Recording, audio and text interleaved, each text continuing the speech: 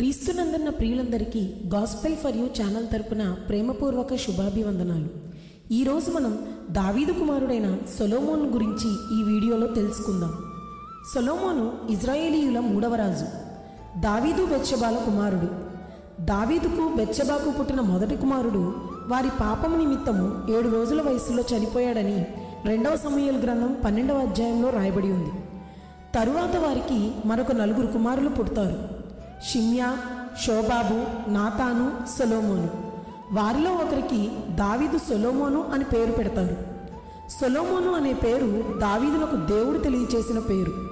సొలొమోను అను పేరుకు అర్థం సమాధానకరుడు అని. దావీదు యెరూషలేమునకు రాజధానిగా చేసుకుని ఏలుతున్న సమయంలో యెరూషలేములో ఈ సొలొమోను జన్మించాడు. యెహోవా దేవుడు సొలొమోనుని ఎంతగానో ప్రేమించి నాతాను అను ప్రవక్తలను పంపి సొలొమోనుకు యెదిద్యా అను పేరు పెట్టెను. యెదిద్యా అంటే యెహోవాకు ప్రియుడు అని అర్థం.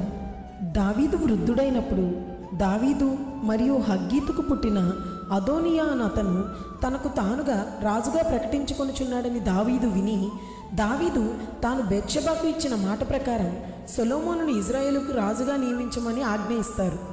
ఆ ఆజ్ఞ ప్రకారం అప్పటి యాజకుడైన సొదోకును, ప్రవక్త అయిన నాతానును, సైన్యాధిపతి అయిన బెనాయాను అను వారు కలిసి సొలొమోనుని ఇజ్రాయేలునకు రాజుగా అభిషేకిస్తారు. ఇలా చాలా వేగంగా మారిన రాజకీయాల వలన సొలొమోను దాదాపు 20 సంవత్సరాల వయసులో ఇజ్రాయేలుకు రాజుగా సింహాసనం ఎక్కారు. ఆ కాలంలో దేవుని మందసం యెరూషలేములోను, ప్రత్యక్ష గుడారం గిబియోన్లోనూ ఉండేది. కావున సొలొమోను దేవునికి బలులు అర్పించడానికి ఒకరోజు గిబియోనికి వెళ్ళారు. బలి అర్పణ పూర్తయిన తరువాత ఆ రాత్రి యెహోవా దేవుడు సొలొమోనుకు కలలో దర్శనమిచ్చారు. అప్పుడు యెహోవా దేవుడు, సొలొమోను, నీకేమి కావాలో కోరుకోమన్నారు. అందుకు సొలొమోను, నా దేవా యెహోవా, నేను చాలా చిన్నవాడిని, అయినా నన్ను రాజుగా చేశావు. ఇంత గొప్ప జనాన్ని పరిపాలించటం, ఇంత విశాలమైన దేశాన్ని తనిఖీ చేయటం నాకు అసాధ్యమైన పని. కాబట్టి ప్రజలను న్యాయంగా పరిపాలించేందుకు అవసరమైన జ్ఞాన హృదయాన్ని అనగా వివేకమును నాకు అనుగ్రహించు అని ప్రార్థించాడు. అతని కోరికను విన్న దేవుడు చాలా సంతోషించాడు. నీవు ధనాన్ని, దీర్ఘాయుష్యును, శత్రువుల ప్రాణమును కోరలేదు, జ్ఞానమును కోరావు గనుక నీకు మంచి జ్ఞానముతో పాటు ఐశ్వర్యాన్ని, ఆయుష్ను కూడా ఇస్తున్నాను. నీ వంటి వివేక హృదయం గలవాడు నీకంటే పూర్వము లేడు, నీ తర్వాత కూడా ఉండబోడు అని దీవించాడు. సొలొమోను రాజ్యపాలన సుఖశాంతులతో కొనసాగింది. రాజ్యపాలన చక్కగా న్యాయంగా జరిగించేందుకు సొలొమోను ఎందరో అధికారులను నియమించాడు. అజర్యాను ప్రధాన యాజకునిగా, బెనాయాను సేనాధిపతిగా నియమించాడు. ఇజ్రాయేలు రాజుల పరిపాలనా కాలంలో సొలొమోను కాలంలో సంపద, సుఖశాంతులతో మంచి పంటలతో తొలతూగింది. ప్రజలు తమ ద్రాక్ష తోటల్లో అంజూరపు చెట్టు కింద ప్రశాంతంగా నిర్భయంగా జీవించారు. ఫరాతు నది మొదలుకుని ఐగుప్తు వరకు ఉన్న రాజ్యాన్ని సొలొమోను పరిపాలించాడు. చుట్టుపక్కల రాజ్యాలను పాలించే రాజులు అతని అధికారానికి లోబడి ఉన్నారు. రాజు మందిరం ఎప్పుడూ విందులతో, వినోదాలతో ఆనందమయంగా ఉండేది. ఐగుప్తు వారి కంటే, తూర్పు దేశపు జ్ఞానుల కంటే సొలొమోను గొప్పవానిగా ఎంచబడ్డాడు. అతని జ్ఞానపు మాటలు వినుటకై ఇతర రాజ్యముల నుండి ప్రజలు, రాజులు వస్తుండేవారు. అతని కీర్తి చుట్టుపక్కల ఉన్న రాజ్యాలన్నిటికీ వ్యాపించింది. సొలొమోను 3000 సామెతలు, 1005 కీర్తనలను రచించాడు. సొలొమోను రాసిన సామెతలు మానవ జీవితాలకు మార్గదర్శకాలు. బైబిల్లోని సామెతలు, ప్రసంగి, పరమగీతము గ్రంథాలు సొలొమోను రచించినవే. సొలొమోను ఎంత వివేకంగా నడుచుకునేవాడో అతని రాజ్య పరిపాలనా కాలంలో జరిగిన ఒక చిన్న సన్నివేశాన్ని బట్టి మనం గ్రహించవచ్చు. సొలొమోను రాజ్యంలో 2 వేశ్యలు ఉన్నారు. వాళ్ళిద్దరికీ పిల్లలు పుట్టారు. వారిలో ఒక ఆమె బిడ్డ చనిపోయింది. ఆమె చనిపోయిన తన బిడ్డను నిద్రపోతున్న స్త్రీ పక్కలో ఉంచి బ్రతికి ఉన్న బిడ్డను తెచ్చి తన దగ్గర ఉంచుకుంది. తెల్లవారింది. నిద్రలేచిన స్త్రీ జరిగిన మోసం తెలుసుకుంది. తన బిడ్డను ఇచ్చేయమని అడిగింది. రెండవ స్త్రీ, బతికి ఉన్న బిడ్డ నాదే, చనిపోయినదే నీ బిడ్డ అని వాదించింది. బ్రతికి ఉన్న బిడ్డ కావాలని 2 స్త్రీలు తగువులాడుకున్నారు. ఎవరెంత చెప్పినా వినలేదు. చివరకు న్యాయం కోసం సొలొమోను రాజు దగ్గరకు వెళ్ళారు. వారు ఇద్దరి వాదనలో విన్నారు. తరువాత ఒక కత్తి తెప్పించి బిడ్డను 2 సమభాగములుగా నరికి చెరిసగం పంచి ఇవ్వమని తన సేవకునికి చెప్పాడు. రాజాజ్ఞ వినగానే బిడ్డను కనిన తల్లి తల్లడిల్లిపోయింది. ఆమె కన్న తల్లి గుండె ద్రవించిపోయింది. ఆమె రాజుతో ఇలా అన్నది, రాజా, ఆ బిడ్డను చంపవద్దు, ఆ రెండవ స్త్రీకే ఇచ్చేయండి అన్నది. రెండవ స్త్రీ మాత్రం బిడ్డను 2 ముక్కలు చేసి చెరిసగం పంచమని కోరింది. అప్పుడు రాజు బిడ్డ యొక్క అసలు తల్లి ఎవరో గ్రహించాడు. బిడ్డను చంపనవసరం లేదని వాడిని స్వంత తల్లి అయిన మొదటి స్త్రీకే ఇవ్వమని ఆదేశించాడు. ఆమె కన్న తల్లి కాబట్టి బిడ్డ ప్రాణాలు తీయటానికి ఇష్టపడలేదని వివేకంతో గ్రహించాడు. రాజు దేవుడు తనకిచ్చిన జ్ఞానం వల్లనే న్యాయమైన తీర్పు ఇచ్చాడని ప్రజలందరూ భావించారు. సొలొమోను ఇజ్రాయేలు దేశపు రాజైనందుకు చుట్టుపక్కల ఉన్న ప్రజలందరూ సంతోషించారు. రాజులందరూ కూడా ఎంతో సంతోషించారు. వారు తమ శుభాకాంక్షలు పంపారు. తూర్పు దేశపు రాజైన హేరాము కూడా సొలొమోనుకు శుభములు పంపాడు, కానుకలు కూడా పంపాడు. సొలొమోను హీరాము రాజుకు ఒక వర్తమానం పంపించాడు. రాజా, నేను మా దేవుడైన యెహోవాకు ఒక భవ్య మందిరం కట్టించాలనుకుంటున్నాను.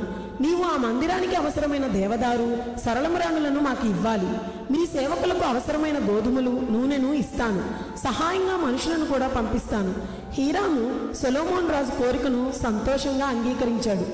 సొలొమోను యెరూషలేము పట్టణములో యెహోవా దేవునికి మహా గొప్ప దేవాలయం కట్టించాడు.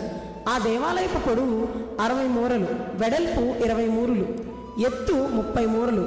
యెహోవా మందసం కొరకు ప్రత్యేకంగా ఒక గర్భాలయం నిర్మింపబడింది. అది లోపల 20 మూరల పొడవు, వెడల్పు, ఎత్తు కలిగి పూర్తిగా మేలిమి బంగారంతో పొదగబడింది. సొలొమోను దేవాలయాన్ని 7 సంవత్సరాల్లో పూర్తి చేయించాడు. దానికి కావలసిన వస్తువులన్నీ తయారు చేయడానికి తూర్పు పట్టణం నుండి హీరాము అను ప్రత్యేక శిల్పిని పిలిపించాడు. అతడు ఇత్తడితో చిత్ర విచిత్రమైన పనులు చేయగల గొప్ప నేర్పరి. సొలొమోను ఇజ్రాయేలు గోత్ర పెద్దలతో, యాజకులతో వెళ్ళి దేవుని మందసాన్ని స్థలంలో ఉంచాడు. మందిర నిర్మాణంలో తనకు సహాయపడిన దేవదేవునికి కృతజ్ఞతాస్తుతులు చెల్లించాడు. యెహోవా దేవుడు సొలొమోను చేసిన ఈ మంచి పనికి సంతోషించాడు. సొలొమోను ఒక అందమైన రాజనగరు కూడా కట్టించాడు. దాని నిర్మాణానికి దాదాపు 18 సంవత్సరాలు పట్టింది. ఇజ్రాయేలు దేశాన్ని సొలొమోను పరిపాలిస్తున్న కాలంలో షేబ దేశాన్ని ఒక రాణి పరిపాలిస్తున్నది. ఆమె చాలా అందమైనది, తెలివైనది. ఆమె సొలొమోను జ్ఞానాన్ని, వైభవాన్ని గురించి వింది. అతన్ని దర్శించటానికి గొప్ప పరివారంతో బంగారము, రత్నములు, గంధము మొదలైన విలువైన బహుమతులతో యెరూషలేముకు వచ్చింది. సొలొమోను యొక్క జ్ఞానాన్ని, సంపదను, రాజనగరును, భోజన సామాగ్రిని, పరిపాలనను చూసి ఆశ్చర్యపోయింది. ఆమె సొలొమోను మహారాజుతో ఇలా అన్నది: రాజా, నేను నిన్ను గురించి ఎన్నో మంచి సంగతులు విన్నాను. నీ రాజ్య వైభవాన్ని గురించి, నీకు దేవుడిచ్చిన గొప్ప జ్ఞానాన్ని గురించి విన్నాను. నీ జ్ఞానము, నీ సౌభాగ్యము నేను వినిన దానికంటే ఎన్నో రెట్లు గొప్పగా ఉన్నవి. యెహోవా దేవుడు ఇజ్రాయేలు ప్రజలను ఎంతో ప్రేమించాడు. వారిని న్యాయంగా పరిపాలించుట కొరకు నిన్ను వారికి రాజుగా నియమించాడు. నీ దేవుడైన యెహోవా స్తుతికి, స్తోత్రమునకు అర్హుడు. సొలొమోను రాజు ఆమె ప్రశంసను విన్నాడు. అతడు రాణికి ఎన్నో విలువైన బహుమతులిచ్చి పంపించాడు. సొలొమోను దినములలో రాజభవనంలో ఉపయోగించే పాత్రలన్నీ బంగారువే. అతని దినములలో వెండికి ఏమీ విలువలేదు. సొలొమోను ఫరో కుమార్తెను గాక చాలామంది అన్య స్త్రీలను పెళ్లి చేసుకున్నాడు. 700 మంది భార్యలు, 300 ఉపపత్నులు కూడా ఉండేవారు. సొలొమోను భార్యలు అతని మనస్సును అన్యదేవతల వైపు మరల్చివేశారు. అతడు అష్టారోతు అను సీదోనియుల దేవతను, మిల్కోము అను అమోరియుల దేవతలను అనుసరించాడు.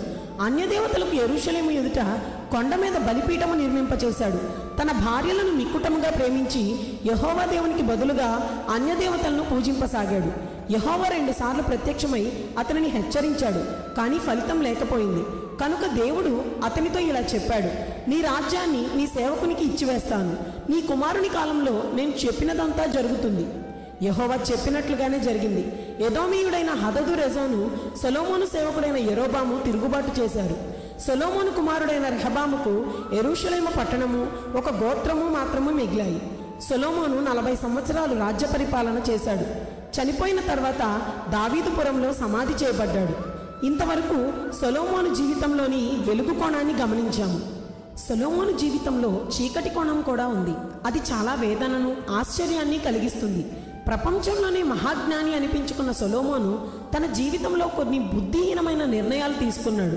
ద్వితీయోపదేశకాండం 17వ అధ్యాయంలో మోషే ఇజ్రాయేలీయులకు ఇలా చెప్పారు: మీ దేవుడైన యెహోవా మీకిచ్చుచున్న దేశమును ప్రవేశించి దానిని స్వాధీనపరుచుకొనుచున్నప్పుడు అందులో నివసించు ఇతర జనముల వలె మీ మీదన్న రాజును నియమించుకోవాలి అని అనుకున్నప్పుడు నీ దేవుడైన యెహోవా ఏర్పరిచిన వానినే రాజుగా నియమించుకోవలను.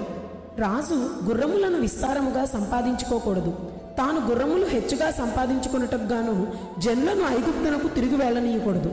ఏలయనగా యెహోవా ఇక మీదట మీరు ఈ త్రోవను వెళ్ళకూడదని మీతో చెప్పెను.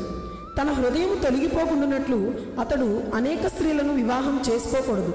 వెండి బంగారములను అతడు తన కొరకు బహుగా విస్తరింప చేసుకొనకూడదు. రాజు చేయకూడని 3 పనులు ఇందులో ఉన్నాయి. ఈ మూడిట్లో సొలొమోను తప్పిపోయాడు. రాజు తన కొరకు గుర్రములను సంపాదించుకోకూడదు, జనులు ఐగుప్తు వైపు తిరగకూడదు అని మోషే చెబితే, సొలొమోను తనకు తన సైన్యమునకు గుర్రాలను ఐగుప్తు నుండే తెప్పించుకున్నాడు. అందుకోసం ఎక్కువ ధనాన్ని ఖర్చు చేశాడు. రాజు అనేక భార్యలను కలిగి ఉండకూడదని మోషే చెప్తే, సొలొమోను కామాత్రత కలవాడై 700 మంది భార్యలు, 300 మంది ఉపపత్నులను తన జీవితంలోనికి ఆహ్వానించారు. వీరిలో అనేకులు అన్య స్త్రీలు. రాజు తన కొరకు విస్తారముగా వెండి బంగారములు సంపాదించుకోకూడదని మోషే చెబితే, సొలొమోను విస్తారముగా బంగారమును కూర్చుకున్నాడు. ప్రతి ఏడాది విస్తారముగా కొన్ని మణుగుల బంగారం సొలొమోనుకు వచ్చేది. దానితో తన కొరకు ఒక బంగారపు సింహాసనాన్ని కూడా చేయించుకున్నాడు. బంగారపు డాళ్ళు, కేడములు చేయించారు. అతని భోజనపు బల్లపై అన్నీ బంగారు పాత్రలే. సొలొమోనుకు ముందు ఆ తరువాత అంతటి ఐశ్వర్యవంతుడు ఇప్పటి వరకు ఎవరూ లేరు.